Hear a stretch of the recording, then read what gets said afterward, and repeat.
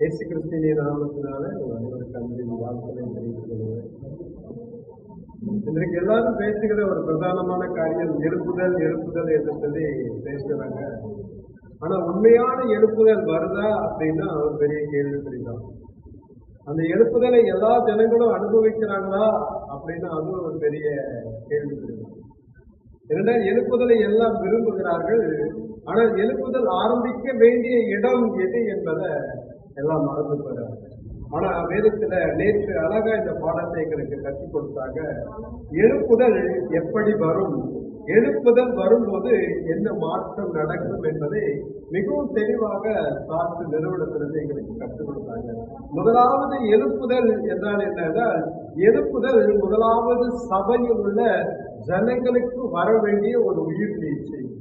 சபையில் உள்ள ஜனங்கள் தங்களை தாழ்த்தி தேவனிடத்தில் ஜெபிக்க வேண்டும். அப்பொழுது சபையில் முதலாவது எழுப்புதல் வர வேண்டும் என்றால் சபையில் உள்ள ஜனங்கள் மனம் திரும்புவதற்குள்ளாக வர வேண்டும் என்பதை பிரத்யட்சமாய் கற்றுக்கொண்டோம்.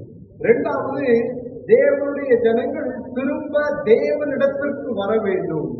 தேவனிடத்திற்கு வந்து ஜனங்கள் புதிய வாழ்க்கையை இயேசுவின் மூலமாய் துவங்குவதற்கு அவர்கள் தேவனிடத்தில் தங்களை ஒப்புக் கொடுக்க வேண்டும் என்பதை இரண்டாவது காரியமாக கற்றுக்கொண்டோம். மூன்றாவது காரியம், இது ரெண்டும் நடந்த பிறகு சமுதாயத்திலே எதிர்பார்க்காத மாற்றத்தை நாம் கண்கூடாய் காண முடியும் என்பதை நாம் அறிந்து கொண்டோம்.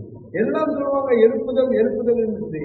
ஆனால் எழுப்புதல் வரும்போது நிறைவான மாற்றம் எங்கு நடக்கும் என்றால் சபையிலே ஜெபம் ஏறெடுக்கப்படும். சமுதாயத்தில் இருக்கிற எல்லா மனிதர்களும் மனம் திரும்பி தேவன் பக்கம் சேர்க்கப்படுவார்கள். இது நடைபெறுவதற்கு செய்ய வேண்டிய ரெண்டு பிரதானமான காரியம். முதலாவது, இடைவிடாமல் ஜெபிக்கிற மக்கள் எழும்ப வேண்டும். இடைவிடாமல் தேவனை ஜெபிக்கிற ஜனங்கள் எழும்படும். இரண்டாவது, தேவனுடைய வார்த்தையை பிரசங்கித்துக் கொண்டே இருக்க வேண்டும்.